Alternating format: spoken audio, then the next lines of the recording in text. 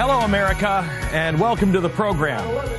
There is a story today that Donald Trump is expected to meet with his potential cabinet picks. If indeed that does happen today, Donald Trump will already have met with his cabinet more times than Barack Obama has ever met with his cabinet. And I think that deserves a round of applause. We've already broken the record. We want to talk a little bit about that, the media and what they're ignoring with the potential DNC chair is why the media has zero trust. And if we are going to survive, if we are going to change this, the media must change itself. We'll get into Keith Ellison and what he said in 2007. You want to talk about a conspiracy theorist? He's about to be made the chairman of the DNC. Are we going to continue down this road? And for anybody who thinks that a cashless society is just a pipe dream, wait until you hear what Citibank has now done in Australia. Citi has just issued this week, they are no longer accepting cash at any of their branches in Australia. We begin there right now. This is absolutely incredible. Less than a week after India's surprise move to scrap its highest denomination cash notes, another war on cash has intensified now in Australia.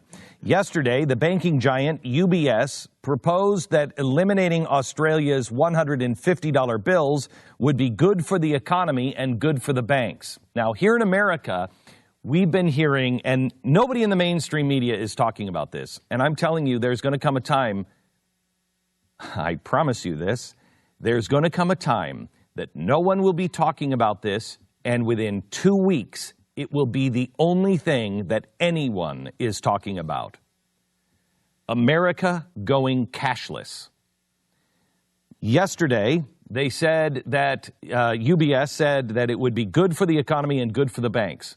The reason why they say it will be good for the economy is because you'll stop any black market, you'll stop the drug trade, et cetera, and good for the banks because the banks won't have to handle all that money. It'll all be digits.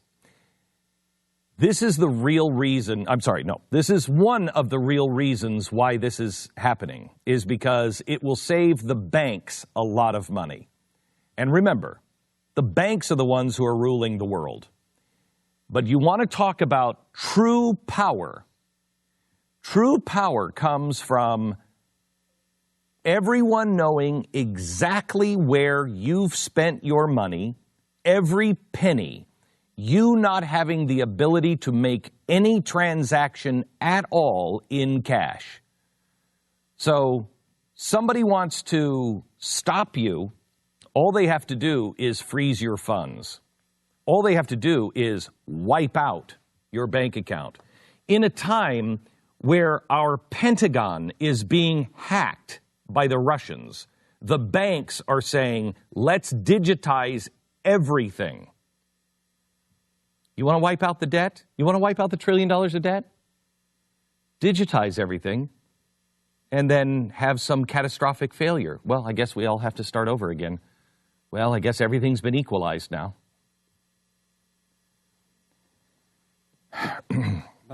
Yes? Isn't that the plot for Mr. Robot? Yes, it is. Essentially. In September 2015, Australian bank Westpac published its cash-free credit report, suggesting that the country would become cashless by 2022. In July 2016, Australian Payments from Tyro published an enormously self-serving blog touting the benefits of a cashless society, saying, quote, it's only a matter of time. The media and the political establishments have now chimed in as well. 2 days ago, Citibank, yes, the Citibank that we have, announced it was going cashless at its Australian branches. In February of this year, Sydney Morning Herald released a series of articles, some of which were written by officials from Australia's Department of Treasury, suggesting that eliminating cash will save billions of dollars and moving to a cashless society is the next step for the Australian dollar. The government, media, and banks and academia now have formed a single unified chorus to push the idea to consumers that cashless is good for everyone. And it's happening across the planet now. Australia, India, Europe, and in North America, partially right. Going cashless will save a lot of money. Paper currency is costly to transport in large quantities due to the need of security. But it is also accurate to suggest that going cashless will be good for the banks. As UBS pointed out yesterday, demonetizing Australia's $50 and $100 bills would force anyone holding those notes to deposit them back into the banking system.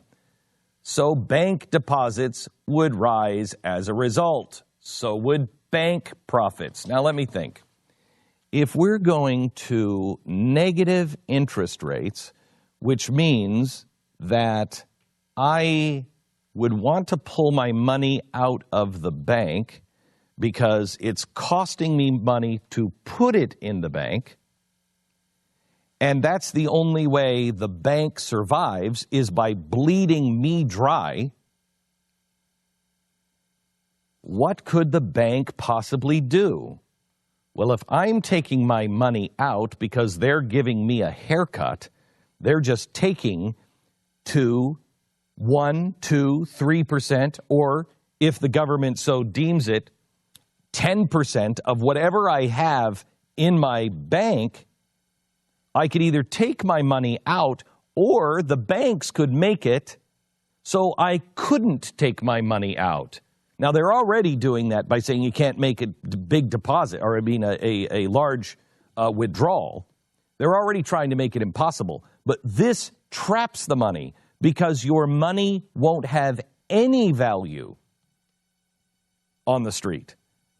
It's not like if you have the money, I can still go out and buy things. I take it out of the bank. No.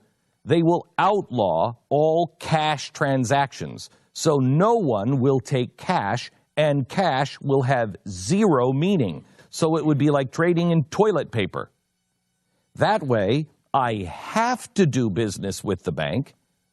They are able then to give all of us a haircut because all of us have to have our money in the bank. And every transaction you ever make will be tracked. So if you ever wanted to be off the grid for whatever reason, you can't be. You just can't be. If you want to, let's say, close the loophole on, I want to sell my gun to my friend Steve for $200. That's totally legal to do. A gun show loophole. I'm just a private citizen and I'm selling I'm selling like a chair. And I'm selling it to this guy. You don't have to worry about that gun show loophole anymore because I won't be able to sell even my car on the street with a sign that says, for sale, call this number. I can't say it's $800, just give me $800 and I'll give you the title of the car and go drive away. He won't have the $800. I will have to go to a bank who will then be paid to make that transaction for me. Even policy wonk academics would have the rare opportunity to take their lousy theories and PhD dissertations for a test drive. This means your politicians have more control over your savings and fewer obstacles to impose capital controls and engage in civil asset forfeiture. Remember what we were fighting against a year ago or so? Civil asset forfeiture, where already the government is just taking it and saying, well, we don't know where this money came from. Oh, well, you have been charged with a crime, so we're just going to take it from you. And then you're guilty. They don't give it back. You have to go to court to get it back from them. Prove that you're not a criminal. Prove that you're not a criminal. Prove that that money, prove that that asset was yours. And we've been railing on this, saying this is a really dangerous precedent. Well, what happens when somebody wants to stop you and nothing Nothing is of value except a digit. You are an absolute slave to the system. Well, you want to talk about Bitcoin going through the roof and gold. It is up, by the way. Bitcoin is up? Yeah. Cash is one of the few remaining options for financial privacy that doesn't create a permanent record of every purchase or transaction you make. It's also an easy way to reduce your exposure to risk in the broader financial system. Think about this. The banking system is full of institutions that never miss an opportunity to demonstrate they can't be trusted with our money. Hardly a month goes by without some major banking scandal. They're caught colluding on exchange rates, manipulating interest rates, fraudulently establishing fraudulent accounts. It's disgraceful. In many banking systems across the world, especially in Europe right now, banks have precariously low levels of capital and already suffering the effects of negative interest rates. In the United States, banks routinely employ very clever accounting tricks to conceal their true financial condition. You won't have a say in the matter.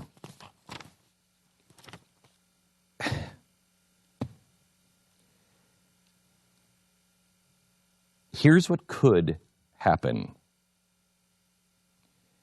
And all of these things are contingent on 1,000 different things. And it doesn't have to be this way. But what could happen is a major global financial disaster where the markets all around the world are hit and hit hard. A global banking holiday where everything has shifted so much they've got to get a handle on the global markets because somebody hacked into the market, somebody did something wrong, somebody made a policy that was bad, a country collapsed, there was a terrorist strike. It doesn't matter what happened, but there is a global impact on the markets. And we have a global depression and a collapse of confidence in the banks, in the governments, and in currency. And so the government says, banking holiday, okay, we're set. 2 weeks later, everybody bring all cash in. We're banning all cash. Bring it in, and we're resetting this as a global market, global cash. It's all in digits. And by the way, if you don't bring your cash in and you're caught trying to buy anything in cash, you're trying to buy anything without digits, you'll be thrown into jail. It's pretty much what happened in the Great Depression. Don't think that it can't happen now. This is the kind of thing, all you need is an excuse. What is, I just asked the financial advisor that we had on yesterday, or day before. I said, so is there another TARP? Yeah, it's this. What's going to save the banks? Because the minute you get scared, you're going to pull your money out, and then it all collapses. Well, they already have the right. Check your bank. Call your bank. Ask for the fine print. Almost all of the banks have changed their fine print to where a bail-in is now their right. That if the bank becomes insolvent, they can take the same percentage of everybody's account to pay off the debts that they have. So you're the last line. You're the last creditor that they have to pay. You think that you're the first creditor because what you're doing is you are loaning your hard-earned money to the bank. The bank then takes that and makes more money on your money by lending that money out to somebody else. But the bank also has made investments in the stock market, in mutual funds, in treasuries, in all kinds of different things. So they've made investments. They've also made loans to other people that they can't cover if everybody starts to default on their loans. So there's a hierarchy of who gets paid back. You are now the creditor of last resort. You are the last person the bank has to pay back. You lose your money, and that's all in writing now. If they want to make sure the rich get richer, if you want to see the biggest heist in human history, it's this. Force everyone to put their money into the bank, and then they'll pay off who they will, and then they'll divvy the rest out to you. More in just a second. Our sponsor this half hour is LifeLock. Jeez, I mean, you want to talk about what privacy do you have? Here we are looking at, I just saw something from the NSA. What a surprise. They're now coming out and saying Russia hacked into our servers. Russia hacked in and played games with our election. We told you they would say that. We told you that was probably happening. Now we're thinking about turning our bank, all of the money over to the banks? How are you going to keep that secure? How do you keep your life secure? One of the world's largest social media sites facing multi-billion-dollar class action lawsuit for invading your privacy. The use of facial scanning technology to tag people in photos has now raised concerns about exposure to identity theft because the image of you is more valuable than your credit card number. Do you have LifeLock? If you're a LifeLock member, you become a victim of identity theft. Their U.S.-based team will work to resolve your case. Free credit monitoring will only detect credit problems. LifeLock helps detect and fix identity problems. No one can prevent all identity theft, monitor all transactions at all businesses, but with LifeLock, you have the best protection. Go there now for a special 15% discount. Go to LifeLock.com at 1-800-440-4936. Use the promo code BECK15. That's BECK15. Save 15%. The offer ends December 31st. 1-800-440-4936. 1-800-440-4936. Offer code BECK15. It's really amazing how this has just creeped up on the world. And what have we been doing? We have been arguing over other things. Nonsense. Yeah. No, not even other things. We're not even talking. We haven't been arguing for the last year and a half about anything important. Yeah. We've been arguing about, Miss Universe. Mm-hmm. We haven't been talking about anything important. And look at what's happened this week in what. Have we? Who's we? I mean, I know. I'm saying the Western world. Generally speaking, the Western world, and especially North America, has not been paying attention to what's happening. And people really in Australia that this is happening at Citibank branches in Australia and think, that's Australia. I want to make sure it's clear. I want to clarify something. This is not all branches. I thought it was all branches. It's some branches. It's some branches. So they're just starting this now at Citibank. But they say the government, media, banks, and even academia have formed this single unified chorus to push the idea to consumers. Cashless is good for everybody. And it's happening across the planet, from Australia to India, Europe to North America. This isn't limited to India. Australia. Nobody's paying attention to what's happening in India.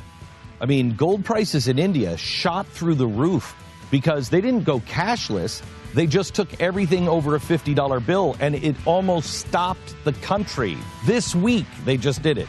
This cashless society is closer than any of us think.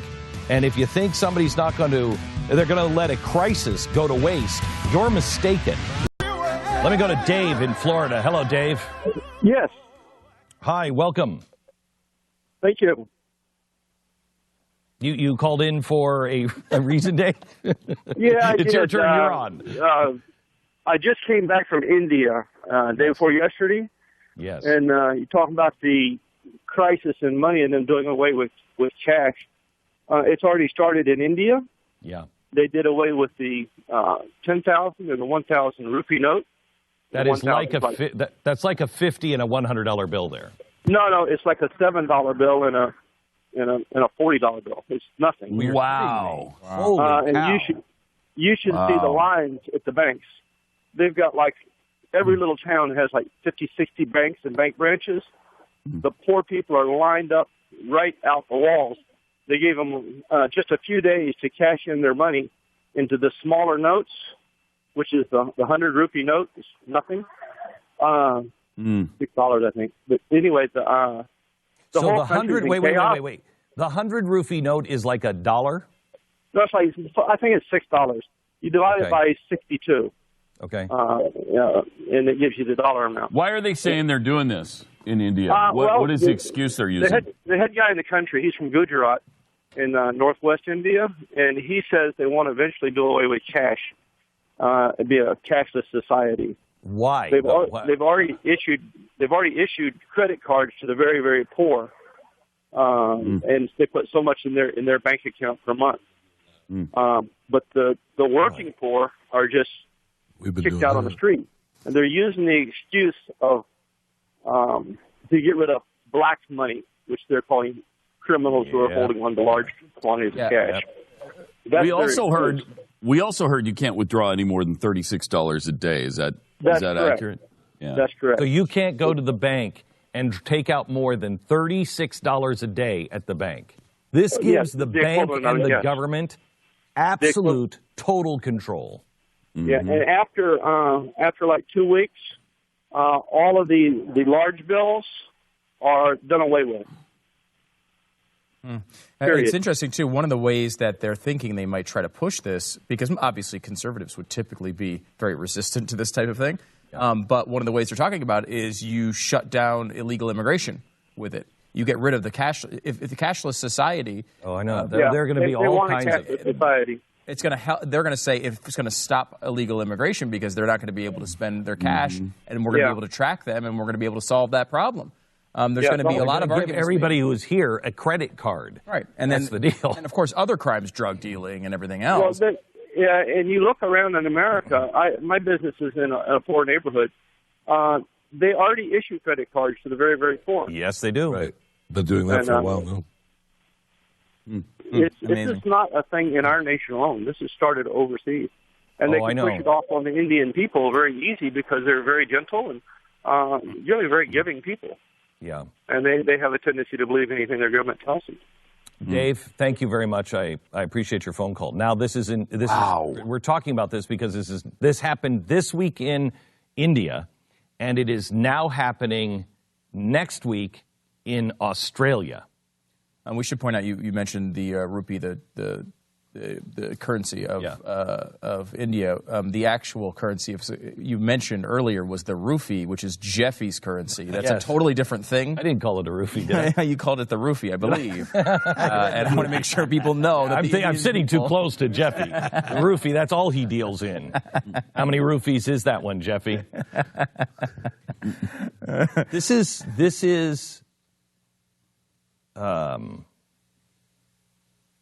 This will show you how much of a pawn all of us really are.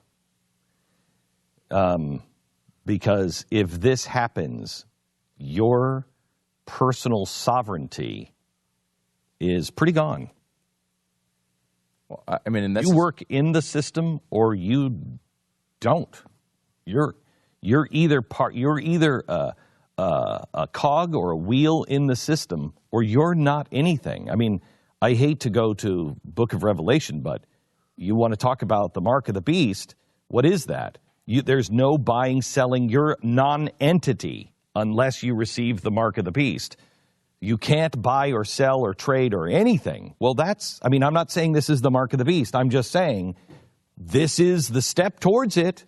And let's be clear, you do not hate going to the Book of Revelation. We should be clear about that. That is a false statement in every way possible. I am trying to learn from all of my lessons that the things don't have to be, just because they look a certain way, they don't have to end that way. It doesn't necessarily mean what it could lead to. Yes. It doesn't mean it will go to that. Yes. In fact, all the worst examples we talk about, when you talk about worst case scenarios, this is an important point to make because you do this all the time and we don't always explain I'm a catastrophist. Right. So I always look to the worst case scenario. Right. And there have been 100, let's just use this as a generic example, there have been 100, 1,000 people who have started out down the road of Adolf Hitler. Only one of them ended there. Yes. The overwhelming majority of possibilities turn out not as bad as the worst case. Some of them turn out to be Mussolini. Some of them do, but some of them turn out to be people who are defeated in 4 years and never get heard of again. Yes. Some of the people go and have heart attacks and get hit by a bus the next week and nothing happens from them. A few of them have just turned out to be Pol Pot, Joe Stalin, and Chairman Mao. Exactly, but how many? They're not all. Some of them are much, much worse than Hitler. I'm currently reading Hitler Ascent, this book, which is, it's like 1,000-page, the new, big, biography on Hitler. And he was in a group with 1,000 people like him. Mm-hmm. 1,000 people you could have talked to at the time and thought they might turn into Hitler. Almost all of them didn't. In fact, he wound up killing half of them later on. But these things, look, you're talking about a worst-case scenario. It's actually the perfect description of it. Yes. It's not something that we think is always going to be common or definitely going to happen. But the point is, when you think the end of the road could be that bad, you try not to walk down the road. Well, here's why this is why this is so bad. Tell me, what is the average person's understanding of, I don't want a global community? What is the average person saying with that? I don't want a global community? You mean like one world government? The globalist. Okay, yeah. The average person. Right. Yeah, they don't want one world government. They don't want to lose their identity. They don't hate Mexico or Canada, but they don't like want America. the country gobbled up into one giant thing. And not even one giant evil, end of the world scenario Pol Pot thing. Just, I don't want the EU. The EU isn't necessarily evil or anything else. It's just now I've lost my identity as a German. And one of the things that has really bothered them is they're losing their sovereignty. They're losing their heritage. They're also losing the power of their own currency. So they're just lumped in with everyone else. So Germany is no different than Greece. And whatever Greece does, Germany has to pay for. Well, the Germans don't like that. Now, if you take away the euro and replace it with digits, okay, we're going to get rid of the euro, but we're going to one global currency. Who the hell is for that? Except for the people who make the money or run the banks. Nobody's for that. And that makes me a massive anti-globalist. You are going to cause revolution everywhere, because I'll tell you how this, I think, happens. One scenario, if I may think out loud. You have another 2008. You can't, the Federal Reserve has already said they cannot print, they have to print for a recession, not a 2008, for a recession. The Fed, if they want to ease monetarily, they will have to print $4 trillion in the first printing and dump it into the system. Okay? Now, obviously, they don't mean printing, I mean digits, but I know this is going to be picked apart in 1,000 different ways, so I want to be careful. They're not actually talking about printing, they're talking about digitizing. To me, there's no difference. They would have to release $4 trillion to the banks to try to pump the economy. That's in a recession. That's according to their own white paper. So what happens if we have a 2008 disruption, which the banks now, there are fewer of them, and they're even bigger than they were. The debt is many times greater than it was in 2008, and all of us have debt. There comes a huge economic shock like 2008. You can't stop it this time except for shutting down all the banks, all of the stock markets, shut the entire system off and say, okay, we need a cooling period for everybody. And in that cooling period, they will say, okay, how do we turn this back on? Well, you can't turn it back on because once you turn it back on, everybody will run to the banks and take their money out of the banks because they know this system isn't working anymore. My guess is, looking for the next bailout for the banks is this. look, we're already going to a cashless society. Australia's already done it. Germany is already starting to do it. Sweden is already starting to do it. India is starting to do it. Let's just go cashless. We know that's the future. Just go cashless. Okay, everybody, come Monday, you're going to have to turn all of your cash into the bank. You'll have 10 days to do it. But after 10 days, there won't be any use for any cash. What do you do with the money that you have? Do you turn it into the bank? Or do you go out and you buy everything you can? I go out and I buy everything I can. Mm-hmm. Well, that stimulates the economy now, doesn't it? For a very short period of time, for 10 days, you go out and you buy everything. And especially anything that you don't think you can buy without the bank. So in other words, I go out, I buy bullets. I buy my guns. I buy everything I don't want anybody tracking. Anything that I think that they can say, oh, you know what? Yeah, the system is down and you're not being able to, something's wrong with the system and we can't get that check through. Because remember, that's what Clinton was doing with the background checks. Do you remember that? Mm-hmm.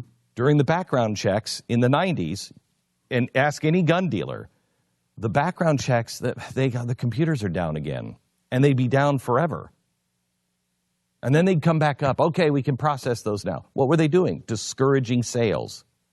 That mysteriously stopped when George W. Bush took it. Yeah, it was weird. Yeah. It was very weird. Mm-hmm. Stopped the day of the inauguration. There's plenty of things that they can do to circumvent the Second Amendment without going directly at the Second Amendment, which is futile for them. They know they can't get it done. But you know what? Are you secure in your papers and in your business and in your person? No. If somebody else has all of your money and they can track absolutely everything, it's not like it used to be.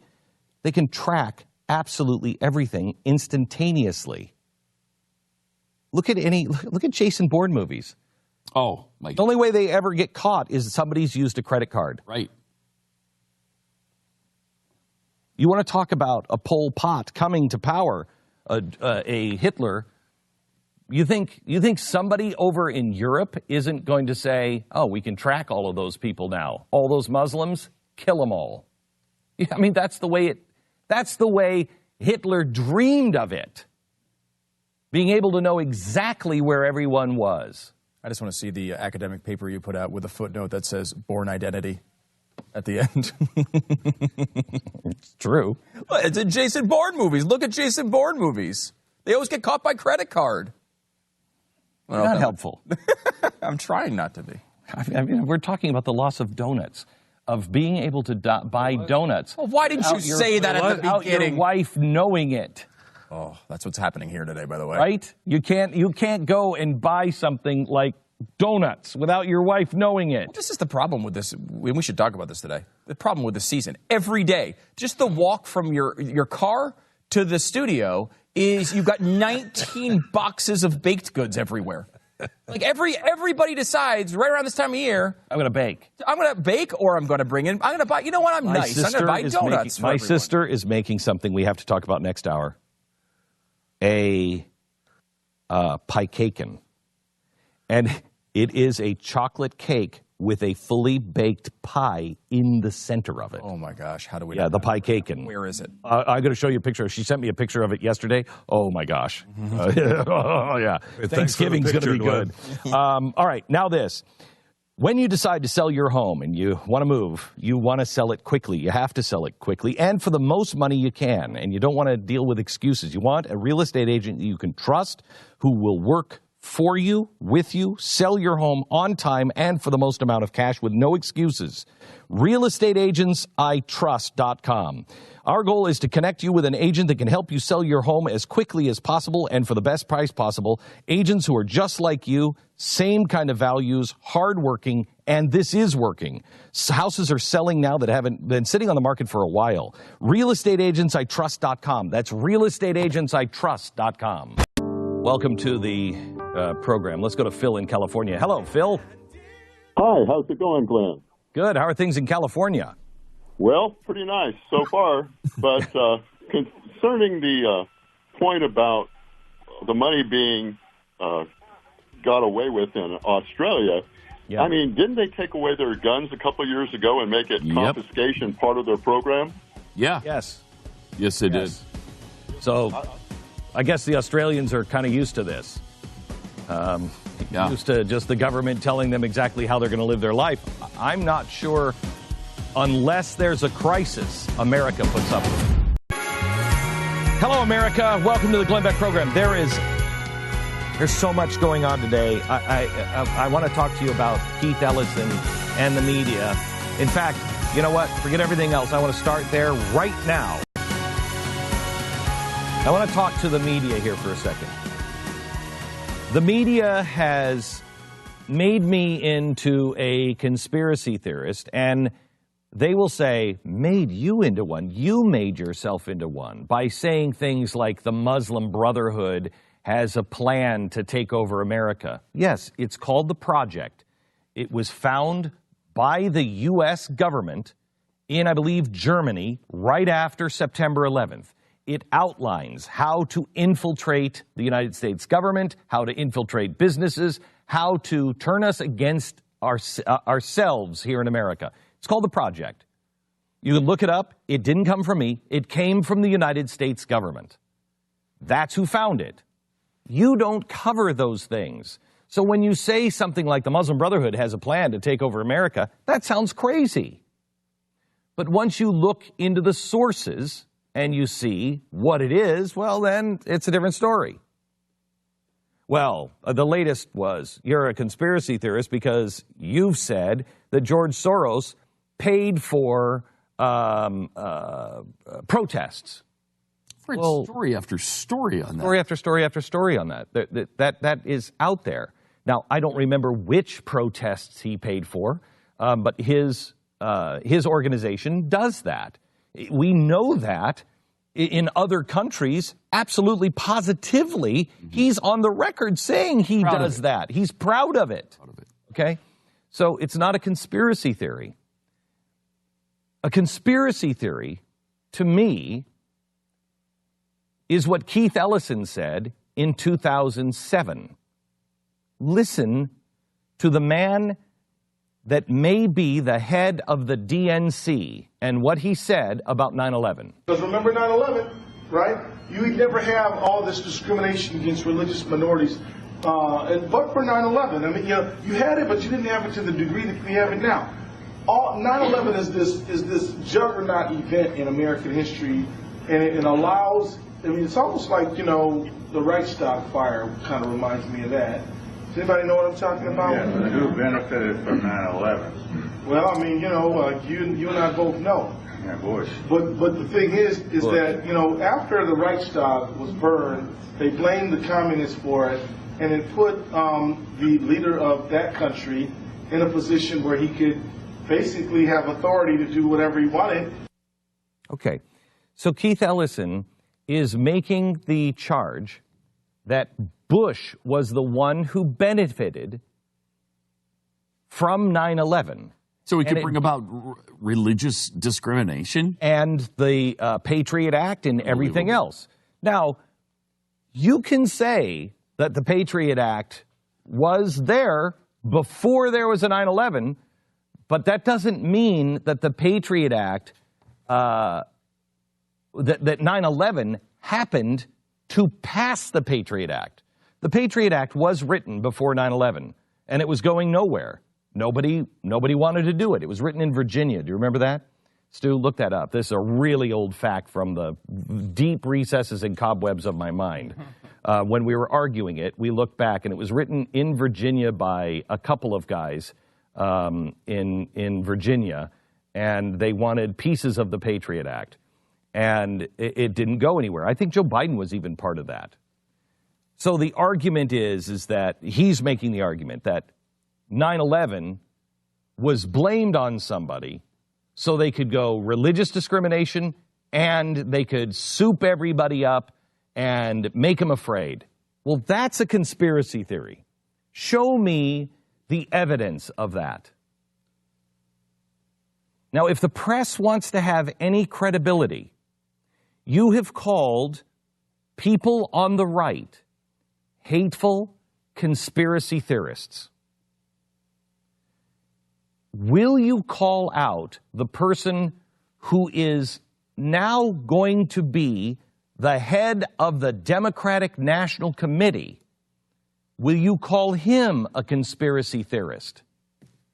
No. Not in a million years. And if they don't, it again will just play into more resentment and more dissent and more. Donald Trump did not beat Hillary Clinton. He beat the press. He was running against the press. That's what he said. Now, you guys haven't even addressed why Hillary Clinton lost. I haven't seen one autopsy on Hillary Clinton and why she was the worst candidate of all time. The Republicans have known this for a long time. She was the most beatable candidate you could have run. Which is what we said from the beginning. That was the one thing during this election cycle we were right about. Yes. Was how bad Hillary Clinton. Anyone, I said my shoe could beat Hillary Clinton. Yeah. She was the most beatable candidate. I haven't heard that from the media. They're not doing the autopsy there. All they're doing is they're talking about Donald Trump and what a horrible disarray his cabinet picks are. First of all, he's ahead of every other president in his cabinet picks. It of course, is messy. Can you imagine how many picks you have to make in, 60 days? Yes, it's a mess. I'm sure it is. He didn't expect to be president, and I have this on good authority, until I think it was 4:30 in the afternoon. They thought they were going to lose. And at 4:30, somebody came to him and said, you know what? Things are actually in play. He didn't believe it until North Carolina came in and Florida. And when North Carolina and Florida came in and they were waiting so long on Connecticut and Pennsylvania, he looked at one of his aides and said, we might win. They were putting the pathway down for Trump TV, not the presidency. And he's still ahead of every other president appointing their cabinet members now. And what is the press doing? All they're saying is what a disarray it's in. What are you talking about? What are you talking about? Why don't you talk at all about the disarray the Democrats are in? What are the Democrats going to do? The Democrats have lost so many people in local, state, and federal locations. They've lost so much power because the popularity was Barack Obama, not his policies. They also, even people who voted for Hillary Clinton, 34% of those who voted for Hillary Clinton don't believe the press. They think the press was in the bag for Hillary Clinton, and they don't like it. 74% of the American people don't trust the press. The only thing left Democrats have is Richard Gebhardt. That's all they've got left. Wow. That's what America has left. 2020. Yes. We look forward to Richard Gebhardt. And what's he going to be? 89? That's not 106? I've already maxed out. It doesn't matter. It doesn't matter. That's what we have left. By the way, so Biden wrote something after the Oklahoma City bombing that had several of the pieces that would later go into the Patriot Act. It was a 1995 bill. CNET referred to it as its cousin, the Patriot Act's cousin. So it was similar. And this is the one that was written in Virginia with a group of governors or something like that? I was looking for the Biden part. I don't have that yet. Okay, so whatever. There was, and I'm not saying it was the same one. And that makes sense, right? But there was the framework of the Patriot Act ready to go. Right, you have a terrorist. That doesn't mean that they were like, let's blow something up so we can get this through. Right, and which is where a lot of people take that. Correct. It means that they had a terrorist attack. They thought of a way to address it. They didn't necessarily get that through, but when another terrorist attack they had the framework. Yeah, and they said, let's try this now. Yeah, let's try it now. I think it would work. I mean, that's, That's not a nefarious conspiracy, but it does show how FDR did not trust the Japanese. He did not trust the Japanese. He sent people out to find out if we needed to do internment camps before December 7th. Do we need to do internment camps for the Japanese? Find out. The general came back and said, nope, they're good Americans. We don't need to do it. He didn't have the political capital to do it. December 7th, 1941. That gave him the political capital to be able to say, we're going to do this because of that, even though he had that idea before December 7th. Was it a conspiracy that December 7th? Yeah, there are those people who say, see, he caused it. He knew it was going to happen. No, I didn't. Well, he may have known it was going to happen, but I don't know that he let it happen. He knew a strike was coming. Yeah, he did. He didn't know and say, everybody look over here. Yeah. And in a way, this can be a positive, right? I mean, like, you wouldn't necessarily want a tragedy to happen and then to say, all right, let's start thinking of new ideas right now in the midst of this and pass them. You'd want it to be a little bit more thought out than that. You'd hope that they'd put some thought into how to stop. Right, it is their job. It's the same thing with the Iraq War. They were like, well, they drew up plans for the Iraq War before 9/11. Well, it's like, well, yeah, they should have a plan to invade everywhere just in case the idea comes up and they need to put it into effect. Especially countries that are shooting at our aircraft. Should we have a plan to invade Canada? No. If I find out that there's a plan to invade Canada for no reason, well, no. But the minute Canada becomes hostile to us, is there a plan to say, what do we do in case the border becomes a place of unrest? There better be. Okay, there better be something there, because that's a possibility. Right. What about just taking care of the curling problem? What about just... Oh, you got to stop. Yeah, you got to stop curling. Stop the curling problem. It's a stone and ice. Get over it. And it's a broom. Stop it. Sweeping the ice. But with the military budget we have, I would argue there should be, I don't know, a few people sitting around thinking about what if we have to invade Iceland. That we should have that plan somewhere in a drawer just in case we have to do it. What we have the resources for that. That might be our biggest problem. I will tell you. Nobody talks about. Bjork, I will tell you that there's not a plan to invade Iceland, but I can guarantee you there's an expert on Iceland whose job is to only think about Iceland, that he would be the first one that we called if something happened, and he'd be like, you know what? That's crazy. I've been thinking about this. I've been thinking about this. Because that's all you do. You're just focused on Iceland. That's what should happen. Mm-hmm. This is not what Keith Ellison is saying. No. He seems to be thinking that... it's weird, because he's smart enough to know that he's in front of a bunch of people. So he doesn't actually... Play it again. However, he walked up to that line many times. Very times. It wasn't that just again. This time. Because remember 9/11, right? You would never have all this discrimination against religious minorities. But for 9/11, I mean, you had it, but you didn't have it to the degree that we have it now. 9/11 is this juggernaut event in American history, and it allows. I mean, it's almost like the Reichstag fire kind of reminds me of that. Does anybody know what I'm talking about? Yeah, so benefited from 9/11 is the Reichstag fire. It reminds me of the Reichstag fire. Well, if you know anything about the Reichstag fire, and he's about to explain that was a total setup. Mm-hmm. That was the Reichstag fire, we believe, was started by the Nazis. Of course, yeah. I mean, that's what he's obviously insinuating. What he's insinuating. I mean, he would probably argue, what I was trying to say is they took advantage of it like the Nazis took advantage of that. Not necessarily that they caused it. But do we think that, so what you're saying is, you want to talk about a conspiracy theory. What you're saying is, replace Bush with Obama. That a tragedy happened, and Barack Obama said, I can finally get control of everybody's email. I can finally get control of everybody's phone calls. I can get rid of warrants where I don't want to. I can start dropping drones on people. I'll have control of everything. I'll be able to take the NSA.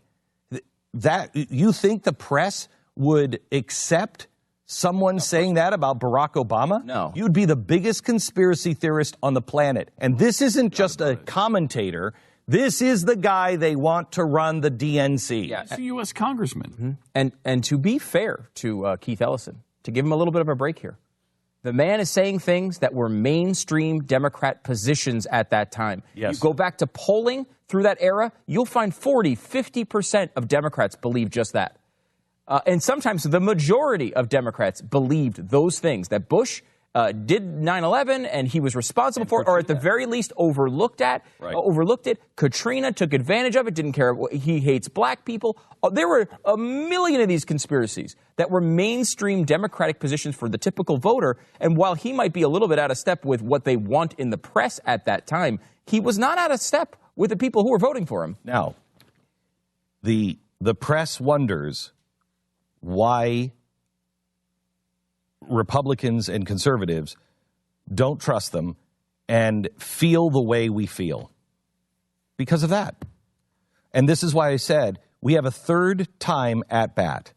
First one happened with George Bush, and the Democrats went off the rails, and we stopped listening to them. And then Barack Obama got in, and we went off the rails, and they stopped listening to us. It's time to get it right this time. It's time to get it right.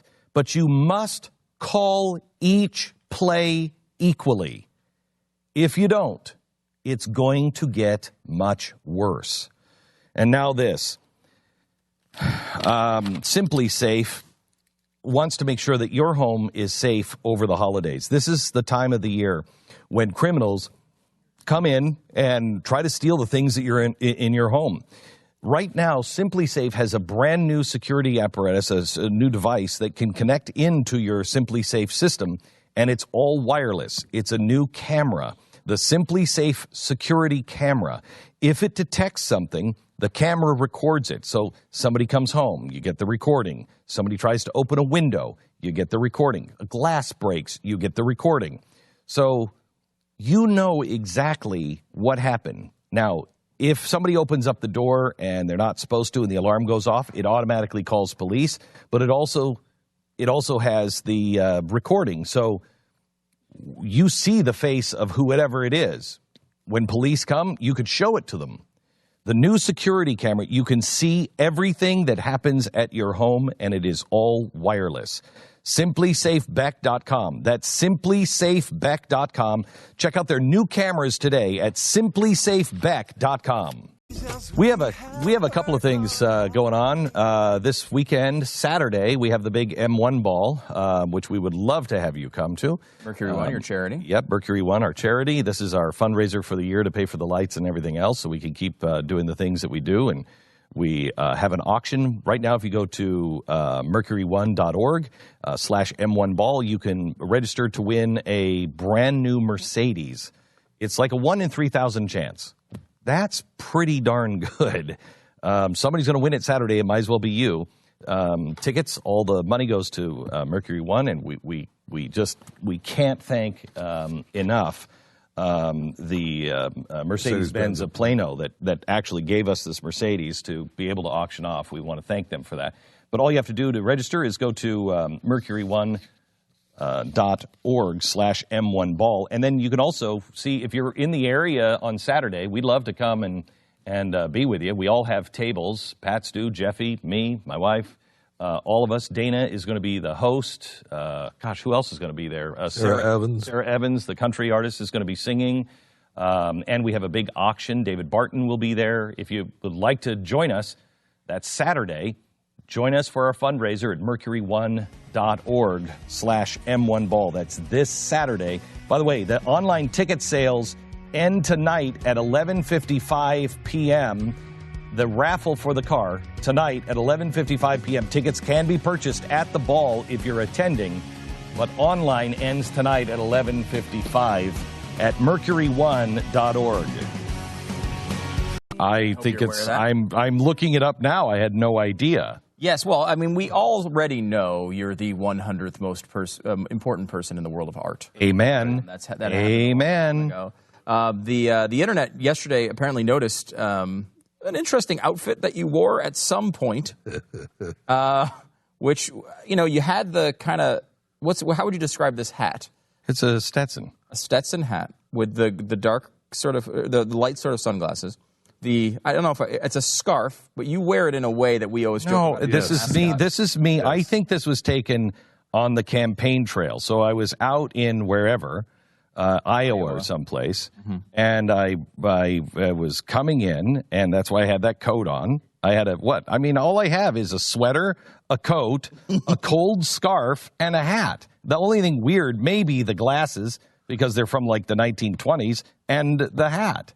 So 2 of the 4 things you just mentioned are the only weird things? 3, the hat, the jacket, the sweater, and the scarf are not weird. It's the scarf is weird. Yeah, who doesn't wear? You're in the cold. You wear a scarf. Differ with the scarf. The scarf is weird. The scarf / ascot is. It's not an ascot. It's a scarf. It's a scarf. It is not a scarf, Scott. Dangerously close to an ascot. It sure is. Dangerously close. An ascot is a little teeny thing that you put underneath your. I know. An ascot is almost like a dickie. It guys are just the hat, to you guys. The glasses. The ascot. It's not an ascot. It's a cold weather scarf. You just said it's not an ascot. It's a scarf, Scott. Oh, my gosh. So, Glenn, so the internet went crazy with you. This is not even a crazy outfit. I mean, it's not. This is what I was going to say. Right. This has been a running joke on this show for at least a years. decade. At least. Yeah, years. We have been hammering you over your eccentric clothing. I am the weirdest dresser on the planet, and I embrace it. I know you do. I felt like, let's just say you started a movement politically, and you fought through all of the tough, alliance building and trying to get people to come to your rallies and trying to get people to support and you get donations and then you rise all the way up and finally people take notice.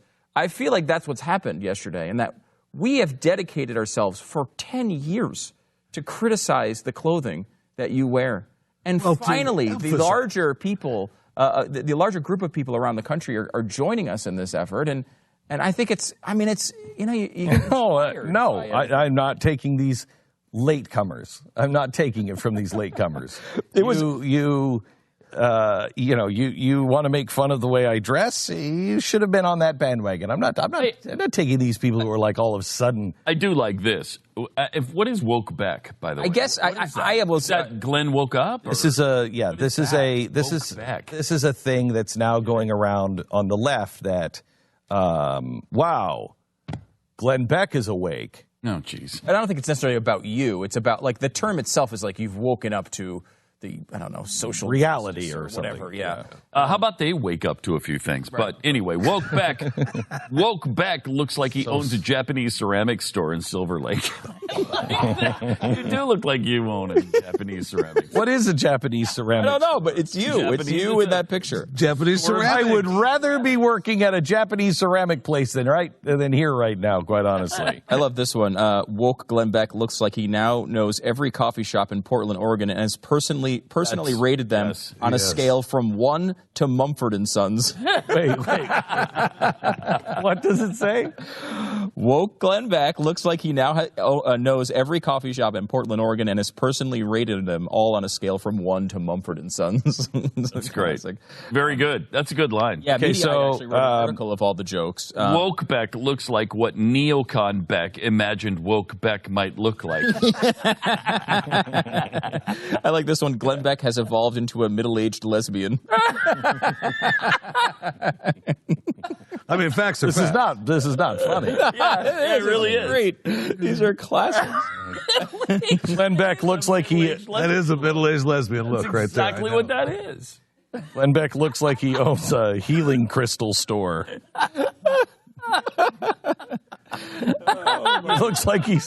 He looks like he's Joaquin Phoenix Performance Art. I mean, it's the ascot. Yes, I think it is the ascot. I will say, guys, do you not? I was in Nebraska or wherever.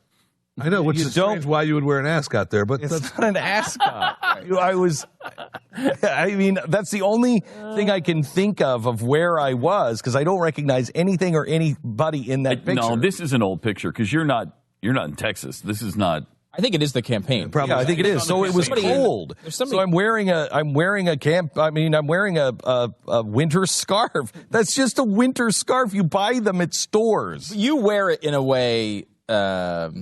In a scarf Scott way. I don't know how to explain it other than it looks like a scarf Scott. Because you now I've seen people wear it like that, but then it's like their jacket's kind of closed over it, so you can't necessarily tell. You a lot of times will have that out. You've worn it on the air. I mean, these people need to go back and look. Right. We've had all sorts of exposés on your outfits. It's got to be 20 times. The internet can be pleased for months and months to come by the work we've already done on this topic.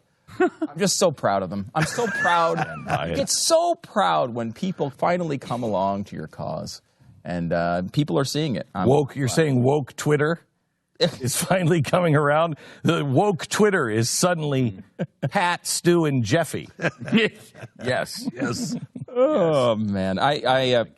Were you happy that people are noticing your fashion sense finally? Because, I mean, you're already the 100th most important person in art, but they necessarily in fashion. I think this might cross the line. I think you might finally get that done. You deserve it. You certainly deserve it. Absolutely. It's amazing that this is a weird thing to everybody. I know. Because, I mean, you've been dressing like this since what, the late 60s? I mean, it's been a long time. It's been a long time. Well, it's been dressing that way through the entire transition from male to lesbian. It's like the entire internet going crazy over the fact that Steve Forbes supports a flat tax. Like, we got it. He's been on this bandwagon for a long freaking time. But, I'm happy to see it. Now, I'm more happy to see, however, the pie caken that you have. Oh, you're not getting any now. I just said that you're talking about. We're praising. People are noticing your wonderful outfits. No. I just said it was about time people notice. That's not what you're saying. But anyway, so you are making fashion. You've always said we need to reach out to the left, and I think that's what we're seeing here. Look, you are dressing like someone, as many people pointed out, a hipster from Brooklyn all of a sudden. It's not all of a sudden. I don't know what a hipster in Brooklyn looks like. Look at the picture. You in that picture. So maybe Brooklyn is dressing like me. I think that's possible because you have definitely led the road for this. This is long time. Yes, we should actually put up. You need to be. I remember you saying. I remember you guys saying years ago, vests are going to definitely come back in. Mm-hmm. Oh no, seriously, cardigans, those are coming back. Oh no, seriously, that hat. Mm-hmm. Oh, that worked. That worked in the 1950s. It's going to work again. You guys have been saying that to me for over a decade. A long time. So I'm not going to hear about any of this hipster stuff. They caught up with me. There you go. I like that. So how do you feel now, hipsters? You're dressing like Glenn Beck.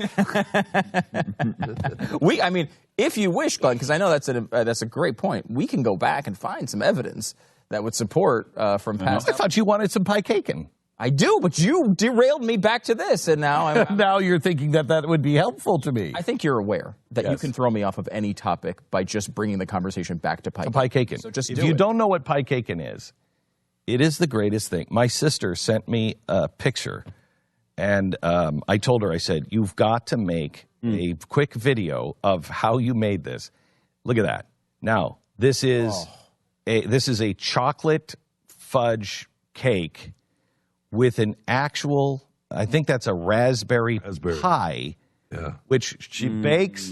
Then you make the pie, you bake the pie, then you put the batter in for the cake.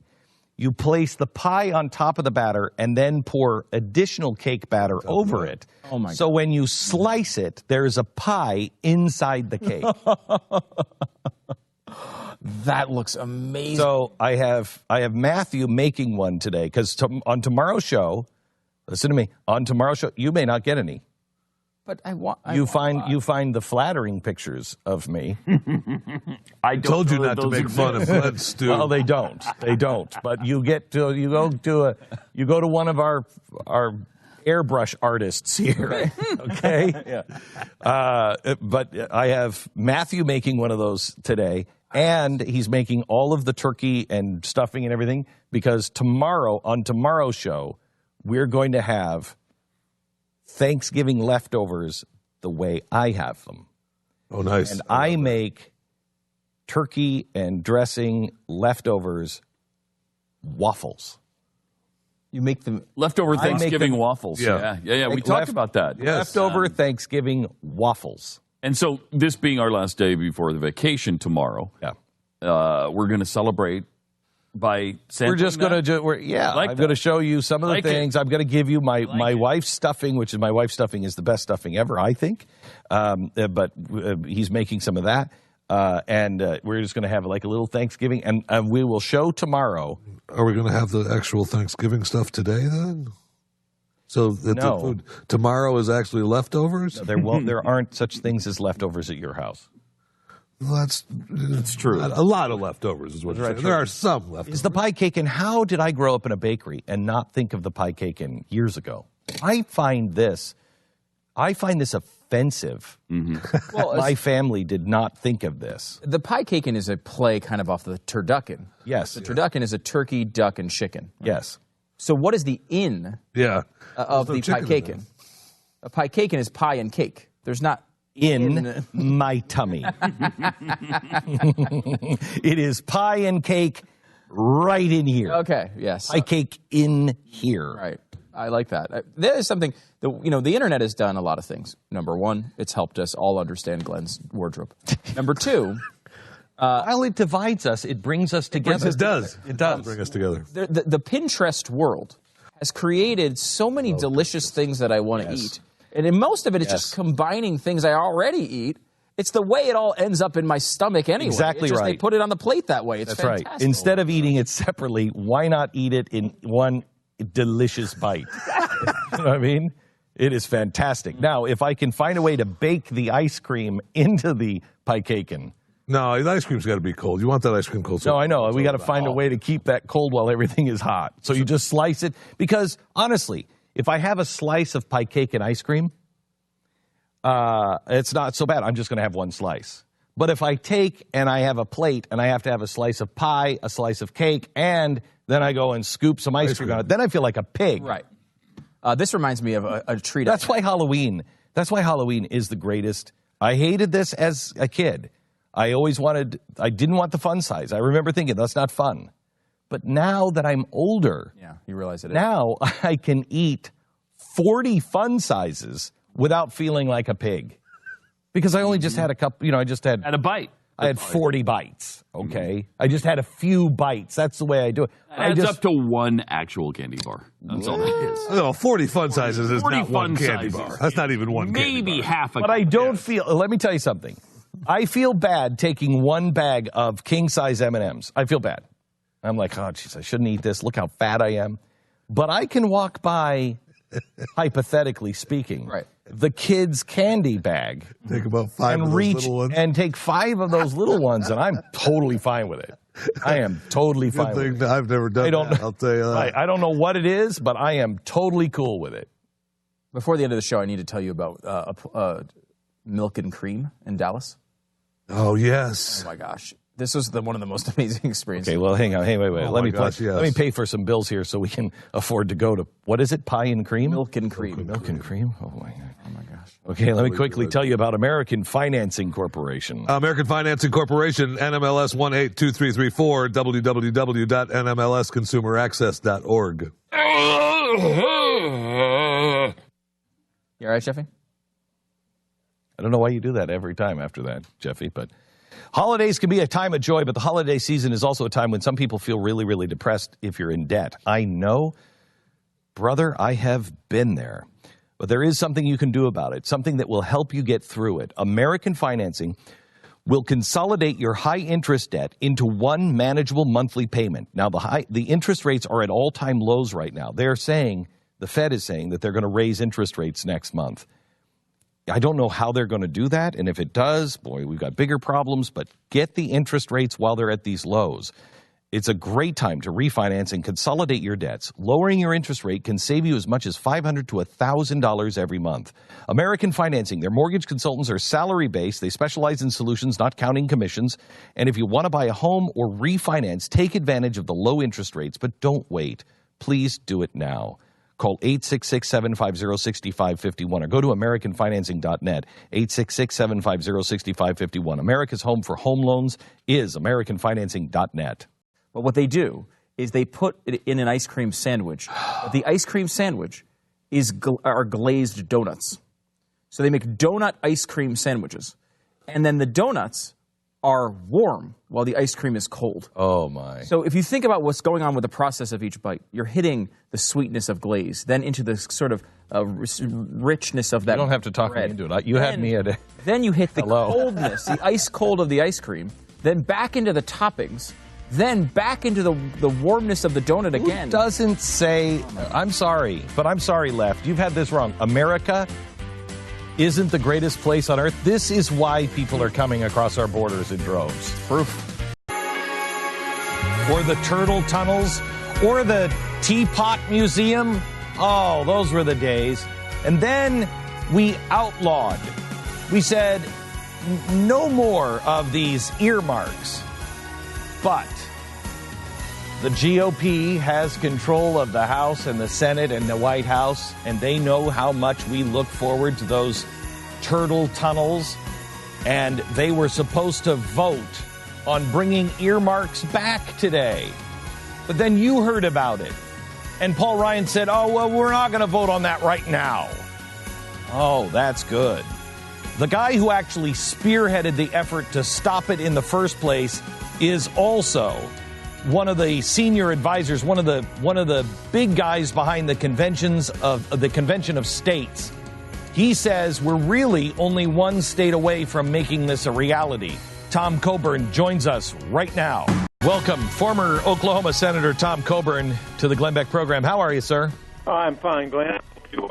When you saw the GOP yesterday starting to go and put earmarks back in as a way to direct pork barrel spending back into their districts, what went through your mind? Oh, careerism, career politicians. It's important people not understand how earmarks work. Earmarks work because a city wants something, which is really not in the enumerated powers of the federal government to do in the first place. They hire a lobbyist, or somebody hires a lobbyist. They give to your campaign, and then they ask for, well, the city needs this. You'll look good at home.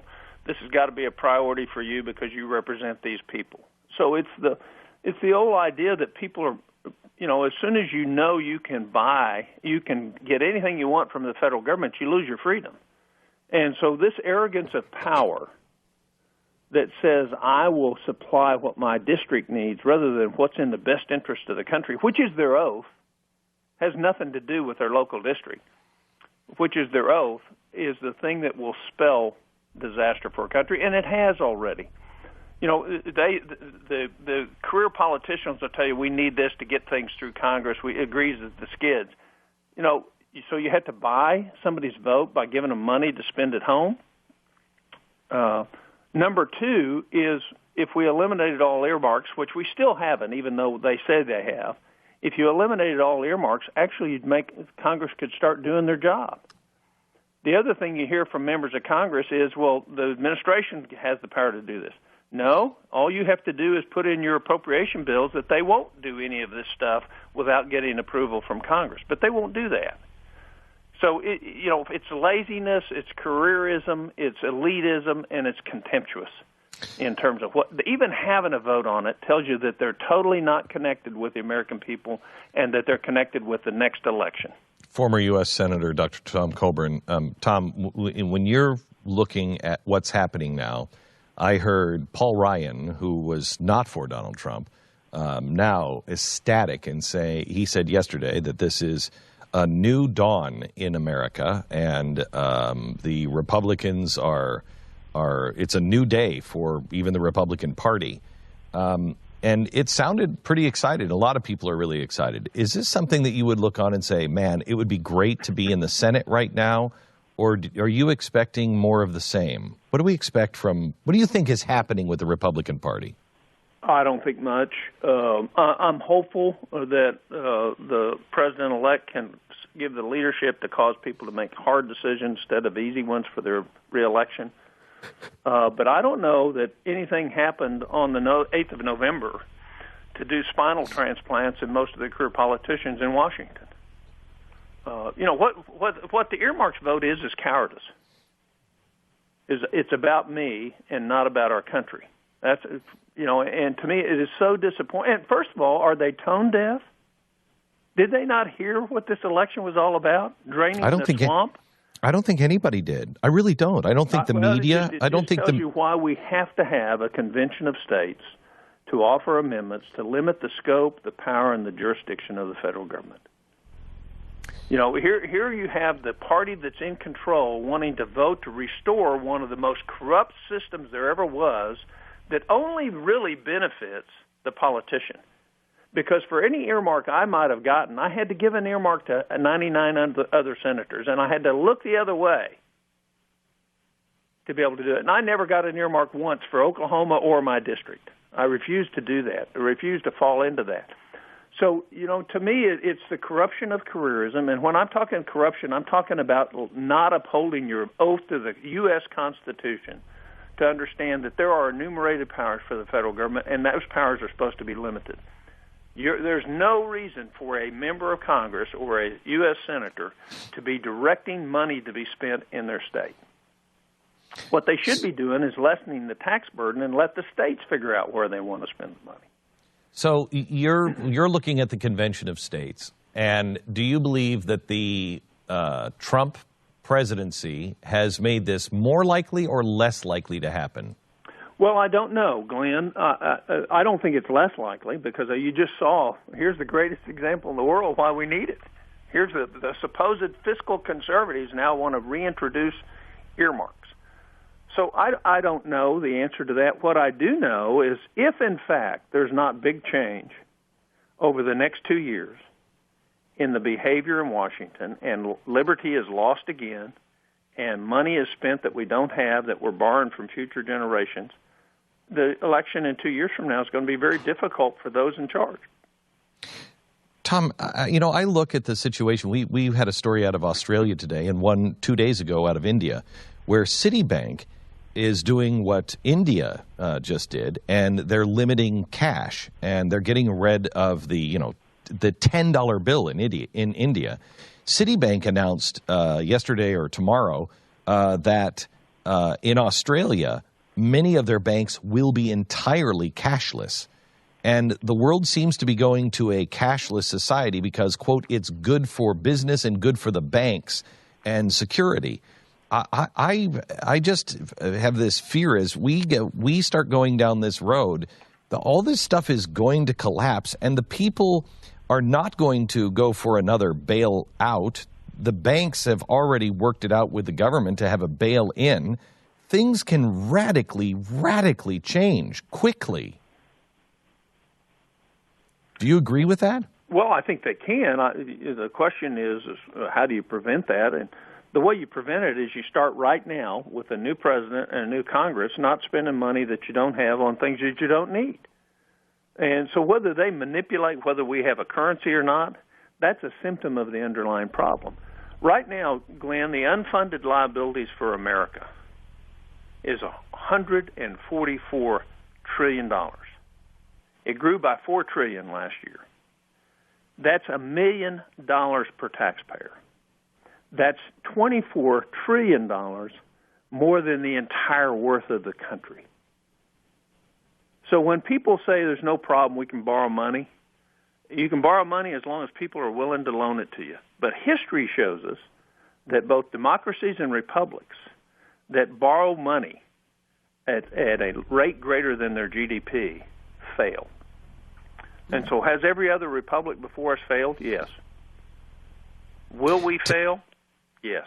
If, in fact, we don't have real, courageous, moral leadership. Well, we don't have that. You don't spend the future's money. We don't have that. So that's why the project of states is so important. The Convention of States is so important. The Constitution gives us a way out. I am a full-fledged backer of this. I think this is the answer. There's a lot of Republicans, at least here in Texas, that say, oh, it's not bad enough to use, Article 5. I don't know what they would be waiting for, but there's a lot of people that are, the business as usual people don't want this to happen. We are now in a situation where we're one state away from making this happen. Well, there was a report, and maybe you know this fact, Senator, but there were one state away from having enough Republicans in control of legislatures that if they all passed it, you could do it essentially without any Democrats stopping it. Right, but it really is a bipartisan thing. It's not. Yes. We have a lot of Democrats supporting what we're doing. Right. I think that here's the main. And you have a lot of Republicans that are sticking the muds. Well, but again, that's what a grassroots movement's all about. Right. Changing Right. that. Right. So here's the point. You have this example right after election November 8th that the status quo elite careerists in Washington all of a sudden want to bring back a tool of corruption. So they're tone deaf. So the only tool America has that's big enough to fix the problem that we have is an Article 5 Convention of Amendments, where amendments are made that brings power back to the states, that limits the stupidity that's going on in Washington today. Remember, every year, $500 billion is thrown out the window in Washington. Total waste, total duplication, total fraud. That's $500 billion a year. Well, had we had really strong members of Congress, I don't care what party they're from, that took their oath seriously, we wouldn't have that. We'd have $500 billion more a year that we wouldn't be taxed for, or we wouldn't be borrowing against for our kids. So the only tool we have is an Article 5 Convention of States, and the American people have to know that here's the greatest example you can see. Here's the tone deafness, the elitism, the careerism. We want to enhance our own personal power by using earmarks to look good at home, to collect money for campaigns, to enhance our future as a career politician. I mean, listen, Mitch McConnell, first thing he said after the president-elect said about term limits, he said, we're not bringing term limits up. No, he's not going to bring term limits up. He's been there 30 years. Why would he bring term limits up? And he's part of the problem. So the people who say that, well, especially now, the Democrats are freaking out, and they would love to open up that Constitution. Well, they don't have the power to do that. An Article 5 convention, by law and Supreme Court precedent, has only the power to discuss what's in its application. So Convention of States has an application for the financial aspects of the federal government, i.e. a balanced budget amendment using generally accepted accounting principles. Number 2, term limits on members of Congress and appointed members of the government. And number 3, limiting the scope, power, and jurisdiction of the federal government. So there's only 3 areas, so you can't open it up. And it's not a constitutional convention. It's a convention for amendments to the Constitution that we have. Right, but we couldn't do what they did, in the last progressive era, and I'm not suggesting anybody wants to do this, but you couldn't come in and say, I want prohibition. No, you couldn't do any of that because it doesn't have anything to do. You can only have a meeting by precedent, by history, and by common sense what is listed in your application, and all the applications have to match. So there's no risk whatsoever, zero, nada, of a, quote, runaway convention, and there never has been one. I don't think you can make that point. People against this always use, we'll probably use some of it right. Well, that's the elitist, power-hungry group that wants to continue things the way it is, that have us bankrupt as a nation. Look at median family income. Median family income dropped $7,000 under this president. Wow. That means 50% of the people are making $7,000 in real dollars less a year than they were before he became president. But it's also a lot of frightened conservatives, Senator, because they are worried that which is why you can't make the application point enough, because they're worried that they're going to try to eliminate the Second Amendment. Well, here's the thing they ought to worry about. We have a runaway federal government right now. Why don't you worry about that? Rather than the people that are promoting the fear, they lack courage. There is no fear in doing the right thing. There's a lot of fear hunkering down, saying, "Oh, I'm afraid, I'm afraid, I'm afraid," and consequently we go down the tubes. So you get a choice. You can either stand up and fight for your liberty and fight for your rights and fight for a limited federal government like was intended, or you can continue to let the federal government control 70% of everything in our economy and in our states. I can't recommend highly enough that you get involved with the Convention of States project. I think this is the answer This is the way to give the power back to the people. This is what we've been looking for, and time is of the essence. And we're making great progress. If we sure need you on the battlefront here in Texas, if people want to get involved, Tom, how do they do it? They go to conventionofstates.com. They can find out. They can volunteer there. They can find out. They can ask any question they want. It's already been answered on that website. We address all these things that people are worried about and talk about why those can't happen. And they allow you to hook up with somebody locally in both your county, your district, your voting district, your congressional district, or your state House district or your state Senate district, and then become involved so you can actually influence your legislator to vote for this. Tom, thank you very much. Tom Coburn, You're welcome. God bless you, former senator. God bless you. Have a good Thanksgiving, sir. It's critical. You really want to drain the swamp? They're not going to do it in Washington. They will do it this way. conventionofstates.com. He's an awesome spokesman for that. He is. He is. That makes a lot of sense. All right. Change is coming. Now, how do you prepare for the worst? And as I read in an article, prepare for the worst and hope for the best of the next 4 years. How do you do that? Well, My Patriot Supply would like to help you out on that. 1 year emergency food supply is $997. Now, that is about half off. Call 800-946-2325. Best deal ever. 800-946-2325. We just did this. It's such a weight off your shoulders. Did you do another year? Huh. Yeah, so did we. Yeah. It is, this is the best price I've ever seen. And this is, you want 3 months. Everybody should have 72 hours of food. Mm-hmm. That's bare minimum. The next level is to have 3 months worth of food. Then you go to 6 months, then you go to a year.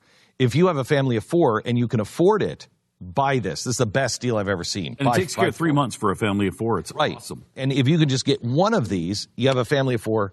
That's breakfast, lunch, and dinner for every member of the family for 3 solid months. And the entire day's worth of meals is about $2.27 a day. That's unbelievable. Call 800-946-2325, 800-946-2325.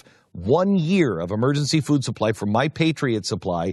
Preparewithglenn.com. That's preparewithglenn.com. Welcome to the program. Do you have Scalia on the Convention of States? Yeah, they're just quotes, but they're great ones. I mean, listen to this. So Pat and I were just talking in the break that everybody is always saying, you can't open the Constitution. That's going to lead to... Haven't you seen what's going on? They're going to grab the guns. They're trying to do that anyway. You can't open up the Constitution. That's not what this is. That's not the way it works. Here's Antonin Scalia on it. Yeah, he says the founders inserted an alternative method of obtaining constitutional amendments because they knew the Congress would be unwilling to give attention to the many issues people are concerned with, particularly those involving restrictions on the federal government's own power. This is how many times have we talked about this? This is exactly the way to think about this. They're never going to do these things on their own. You can't open up the Constitution into that kind of... Haven't you seen what's going on? You're trying to grab the guns anyway. Now you can open up the Constitution. In any case, I do not have any great fear of an open convention since 3/4 of the states have to ratify what comes out of it. I mean, right there is, you never lose. Even if they could, Texas is not going to do something. You're not going to get 3/4 of the states to take guns away. You're not. And again, have the block. Right. And by the way, you wouldn't do an open convention. No. So you would have a limited convention, which is what... That's what I'm saying. Don't do an open convention because then you open up the Constitution. I don't know where this person is from, but it's irritating the way they say Constitution. That's what I'm saying. Yes. That's what I'm saying. I mean, you can read the whole thing. I just sent it out at World of Stew on Twitter, but it's a great case, and Scalia supported it. He supported the idea of it, and of course, the founders supported it. Some founders put it in because they saw this time coming. Yeah. Right. They knew that the government would figure out it could take money from people and hand it out to all the wrong people. There had to be a way to stop that. There had to be a way to stop it, and so this was the last thing they put in. They said, wait, we've given all the power to the government to check itself. But what happens if everyone in the government goes bad? We got to give the power to the people to be able to check them. That's Article 5. Get involved. Conventionofstates.com. in the think tank the other day about things that you can do on Thanksgiving. Like, I do not like the idea that stores are open on Thanksgiving, except if I need to go buy butter or cream or something like that. I'm sorry. Yeah, sure. Until you come into the equation. Right. And actually, I don't want anybody open on Thanksgiving. I like the idea that everything is closed on Thanksgiving. Oh, stop it with this. I hate this argument. I'm so sick of it. Oh, okay. Well, then we'll move on. Okay, good. That was easier than I thought. I thought we were going to have an extended conversation on it. Why? Well, because, no one cares about the people who actually are working on Thanksgiving. No one cares about the people at the electric company that are keeping your lights on. No one cares about the people who, the people who are at the gas stations. You have to be at the electric company that day. Yeah, oh, really? They can just leave the entire power plant unattended? Wow, that's interesting. It's pretty automated now. I don't know if you know about automated. Really? No security? No security, wow, nothing. what a wonderful thing that we can put that in. All the police stations shut down for business. Look it. It's like this. If you're religious and you're so religious you don't play sports on the Sabbath. You don't. Well, then you don't. Unless you're a NFL football player or coach, and then you realize, well, that's my job. Unless you're a doctor and you're on call on Sunday, well, that's my job. Right, and I think, for example, the NFL, of course, a huge part of Thanksgiving for most normal people, Glenn. Yes. They play, and they all have to go and leave their families and travel across the country to go play on Thanksgiving. Yeah, but no job. No one sheds That's their job. You don't have to go. Do we have to go shopping? Can't we have one day? You know what's amazing? You can. And you can choose to stay home with your family. And then those people... No. Don't make this into like I'm a dictator trying to tell everybody what to do. Well, I don't want to pass a law on it. I don't want the blue laws. But I really... Now, the reason why I brought this up... Yeah, sorry. I mean, this is not where I planned on going. The reason why I brought this up is I have a real problem with that. However, I want to go to a movie... Right.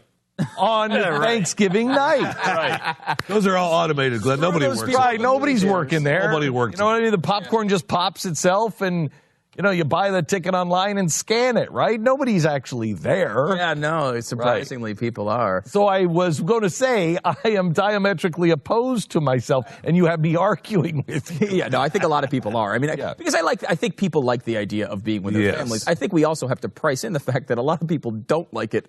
A lot of people have families like Jeffy, and they want to get the heck out of the room as fast as possible. So thank God there's something open so they can go somewhere. I thought they just wanted to go see the movie. No, it's really strange. I got the big family and everything, and no one is coming to Grandma and Grandpa's house this Thanksgiving. We're alone. You're alone? Yeah, just me and Tanya and the two kids. That's it. Like, really? No relatives. Stop nobody. it. Nothing. Don't you have relatives that live approximately on the premises? Yeah, we're going down. What about all the relatives that glom on you for years? Wow, the snow in between our houses is. Live in Texas. There's no snow. Yeah, it didn't work for me either. But no, they're going to the other relatives. So it's weird going, being when I'm kind of actually digging that idea myself. It'd be kind of nice to have a little chill Thanksgiving. Yeah, because everybody's going to be at the house for Christmas. Like, everybody's going to be at the house for Christmas. So I got a huge packed house on Christmas. So it'd be nice. Thanksgiving is just food. Christmas is gifts. And that's where you want a lot of people. Right. Otherwise, I'm just paying for everybody's food. Right. This way, I'm paying for your food, but you better be bringing good stuff. Not to mention, they're eating food you could potentially eat, which is a real problem. That's why everyone should be isolated on Thanksgiving. That's what we're advocating. Yes. So anyway, there's a lot of movies that are opening up. Have you guys heard of The Edge of 17?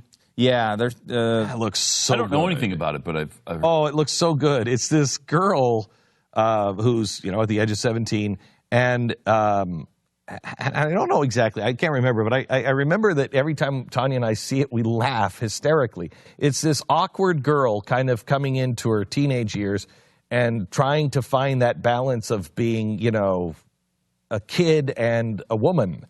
And it just looks very, very awkward and funny. Yeah, and a lot of very sarcastic sense of humor. Yes. They're comparing it to Juno, if you remember that movie from, 10 years ago, probably now.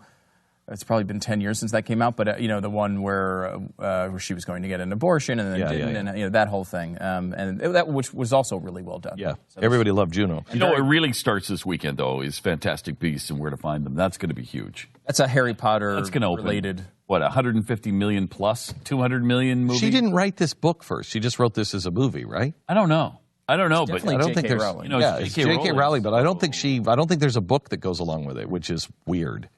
But this is it looks great. Really good. I saw the first preview for this. I'm not a Harry Potter fan, but I saw the first preview for this. I mean, it looks like all the other Harry Potter movies. Yep. But it just struck me as like I just had pride for her. For some reason, I received this warmly, which shows you what a capitalist I am, I guess. But she made this big deal about she's got these 7 books and then it's over. And then she made the 7th book into 2 movies. Mm-hmm. And then, hey, guess what? Here's another continuation of the series. It's not Harry Potter, so I'm keeping that promise, but give me another $1 billion. There's something I just admire. And we will.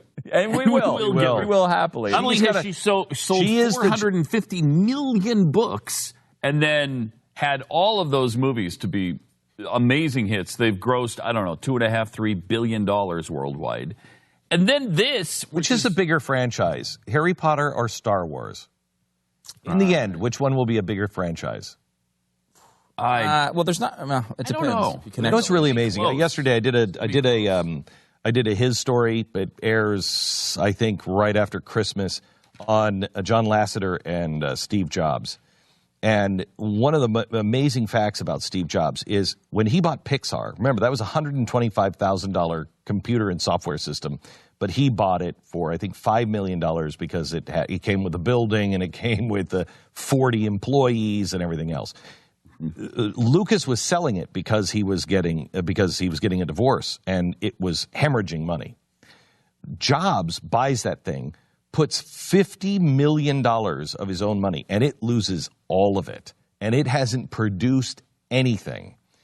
Toy Story is purchased by Disney, and Katzenberg says, "Hey, we'll do this, thing. We'll partner because he can't hire Lasseter back." And he says, "So you know what? I'll tell you what. I'll just hire you and Pixar. Why don't we do a movie together?" And he says, "What's the movie?" And he said, "Toy Story." Well, Katzenberg gets involved and destroys Toy Story, makes Woody into a really mean guy. And Tom Hanks is in the recording booth, and he's reading these lines, and he's like, wow, this guy is a jerk. And Lasseter knows that's the kiss of death. It's just not going to work if Woody is hated. So they shelve it, and Disney cancels it. And he says, Lasseter goes back and says, hey, you have nothing to lose. Let me rewrite it. Let me just put some of the original stuff back in. Let's see what happens. Well, it's a giant hit. But before it goes out, now this is a company that has lost tens of millions of dollars, and no one wanted to buy it. And it was purchased right after Steve Jobs lost his gig at Apple, was in, what was it, Next? That computer program that he did that was a bomb. Mm-hmm. He had sold all of his Apple stock for $50 million. He put his last dimes into Pixar. He sees the preview, not even finished, of Toy Story, goes to Wall Street and says, I need an IPO for Pixar, and I need it the week after Thanksgiving. This is going to open up on Thanksgiving. I need it the week after Thanksgiving. And the guy said, you're crazy. You've never made a dime. Nobody's going to buy this. He said, trust me, they're going to buy it. And I want to open it $22 a share. He said, $22 a share? Let's talk maybe 10, maybe 14. I want $22 a share. He did it, put it all in motion. The movie opens up, massive opening, biggest Thanksgiving weekend of any movie of all time at that time. They open up, the shares double in price. Okay, so now it's worth $44 a share by the end of the first day. It's a massive success. Wow. Bob Iger leaves Disney, which fired Bob Lasseter. Bob Lasseter brought all this stuff to them and said, hey, we should do all this stuff. They said, get out. Get out. And so they didn't listen to him. He and Steve Jobs put Pixar together, something else that nobody wants. Here's the final part of it that I love. Disney bought Pixar. It was a very short conversation, apparently, because Disney went to Bob Iger went to Disneyland Tokyo and saw that all of the last 10 years, when Disney on Parade was going down Main Street in Disneyland Tokyo, he realized, that's Pixar, that's Pixar, that's Pixar. We got nothing. We got nothing. Everything is coming from Pixar. What are we doing? And so he came back and he called up Steve Jobs and he says, I need to buy Pixar. How much you want for it? I don't know what the original number was, but basically Jobs said $7.5 billion. He put $55 million of his own money into it, and he risked for 4 years, and he said $7.5 billion. Disney settled on $7.4 billion, and at the time of his death, Steve Jobs was the largest shareholder of Disney. Wow. Did you know that? No, I didn't know. No. It's incredible. That's a great story, though. Jobs and when he got fired at Apple and the Pixar story is fascinating to me because the guy just and the fired at Apple and the thing he did with Next, where he wasn't. He just puffed his chest out, basically. Yeah, he knew Apple was coming back, and he knew. Yep. All I have to do. He knew he was back in. Right, is puff my chest. I mean, that guy, for the biggest a-hole on the planet. Yeah. Brilliant. But brilliant. Two things related to this conversation. Number one, Star Wars, $2.854 billion. Harry Potter, $2.391 billion. Really close. Wow. Close. Although Star Wars only, time. First of all, you got time, and I don't think this is adjusted for inflation. But also Harry Potter, 9 movies, Star Wars 8 is what they're counting here in this particular chart from Box Office Mojo. The highest gross ever they're counting is the Marvel Cinematic Universe, which is 14 movies, $4.2 billion. Highest average for movies, The Avengers, $541 million, and The Dark Knight is after that. Secondly, you know what the problem is? May I just give DC Comics a little? I mean, DC Comics. If you just listen to me, maybe you'll be successful. Okay. So write this down, DC Comics. You know what the problem is with DC Comics? Is they don't take their time for story development. They had to jam Wonder Woman into the Batman Superman. They don't take their time on story development like Marvel does. Marvel does. And the second thing is stop rebooting Batman. And Spider-Man theirs too? Tell a new adventure of Batman. Yeah. I don't need to see the beginning of Batman over and over and over again. Really? Tell me a new story of Batman. Right. Christopher Nolan, right? Is that his name? Mm-hmm. Christopher Nolan did the quintessential Batman. Don't wreck it. Let that be the basis of all Batmans. Why is it Marvel gets this and DC Comics just doesn't? They just don't see it. I don't know. Real quick, and you mentioned Tom Hanks with his thing on Woody Allen. We should talk about this because we've talked about with Trump doing so well. The Democrats have all the good celebrities. Yes. Listen to Tom Hanks's call. I mean, the Tom Hanks for president thing is happening. Let's just accept it. He's obviously going to be the president in the future. Listen to this. We are all going to be all right because we are constantly going to tell the world who we are. We constantly get to define ourselves as American. We do not. We do have the greatest country in the world. We move at a slow pace.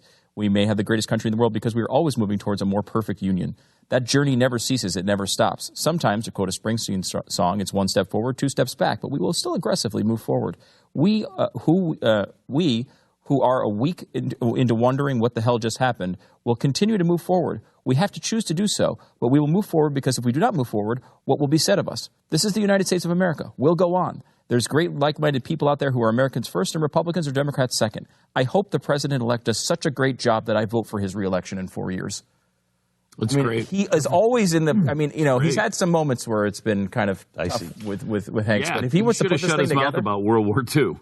That was a big mistake. This is really good. If he tries to run and he does this right, I mean, we're screwed. Yeah. He's got to win. Or we're saved. I mean, depending on what his policies are. I'm just assuming he's very. I'm assuming he is too, but maybe he's, Yeah. All right, now this. Trump wants to label China as a currency manipulator. Okay, but what happens if we do that? What does China do? He wants to lower taxes. That is fantastic. But what if spending isn't decreased at the same time and the debt becomes even larger? The Fed says they want to raise interest rates in December. What happens when they do that? No one knows what the future holds, but I will tell you, in fact, I will read exactly what I wrote to my wife this morning. I said, honey, hang on if I can find it here. Honey, we have to talk about one thing. Here it is. One thing this next week. I want to invest in Bitcoin and more gold. Bitcoin has doubled in the last year. Gold, we need to put more money in. Divesting some of the bonds and stocks. Now, I'm not a guy who is a guy to listen to for advice, but I will tell you, the bond market it's over. It's just over. It's only a matter of time. The entire game is coming undone. So what are you going to do? Listen to our first hour today where we told you what they're doing in Australia, where Citibank just said many of their branches are no longer going to deal in cash, all cashless. Call Gold Line right now, 1-866-GOLD LINE, 1-866-GOLD LINE, or goldline.com. Call them now. You don't want to miss tomorrow's show. Thanksgiving leftover waffles and pie cakin'. Yes. All right, fine. Yes. Fine. Don't want to miss tomorrow. I mean, if you like food, you like to eat. Obviously, we don't. Look at us. Couldn't eat another bite. That's tomorrow.